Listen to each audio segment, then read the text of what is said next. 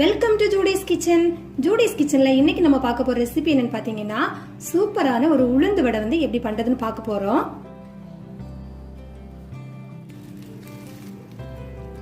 கிறிஸ்பியா, உள்ளாடி வந்து நல்ல சாஃப்டா, அவ்வளோ டேஸ்டா இருக்கும்.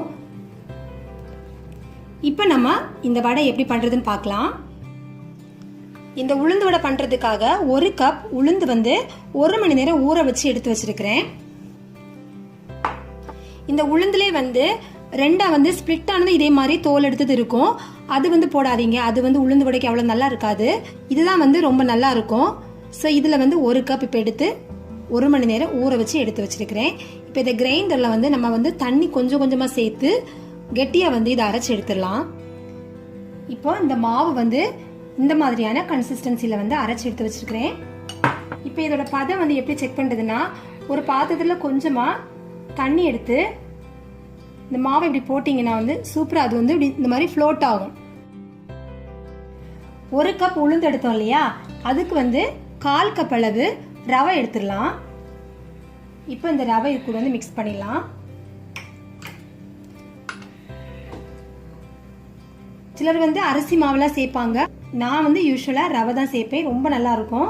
இப்போ இந்த வடைக்கு தேவையான அளவு உப்பு சேர்க்கலாம்.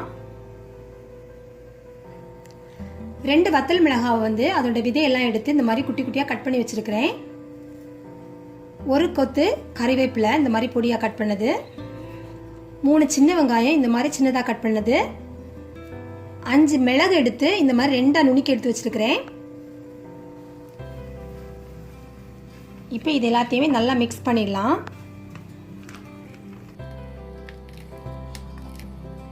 இந்த மாவு வந்து நம்ம அரைக்கிறப்போ தண்ணி ரொம்ப கவனமாக சேர்த்து அரைக்கணும்.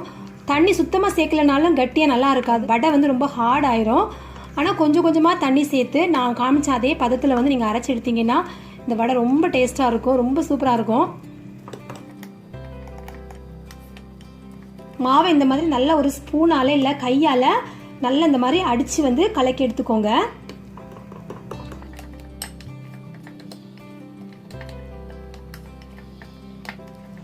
இப்போ எண்ணெய் அடுப்பில் நல்லா காஞ்சிட்டு இருக்கு. இந்த டைமில் ஒரு பவுலில் நல்லா கையை வந்து நல்லா நனைச்சிக்கோங்க.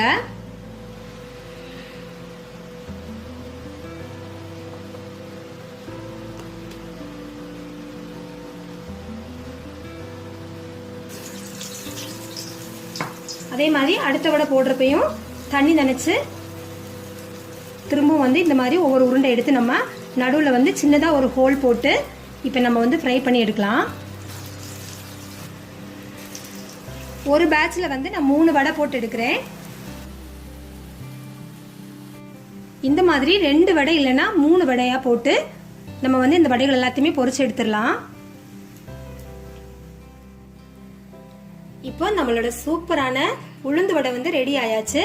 கண்டிப்பா இந்த ரெசிபி எல்லாரும் ட்ரை பண்ணி பாருங்க. இந்த வீடியோ பத்தின கமெண்ட்ஸ் எனக்கு போஸ்ட் பண்ணுங்க. இந்த வீடியோ பிடிச்சிருந்தா லைக் பண்ணுங்க, ஷேர் பண்ணுங்க. தேங்க்யூ.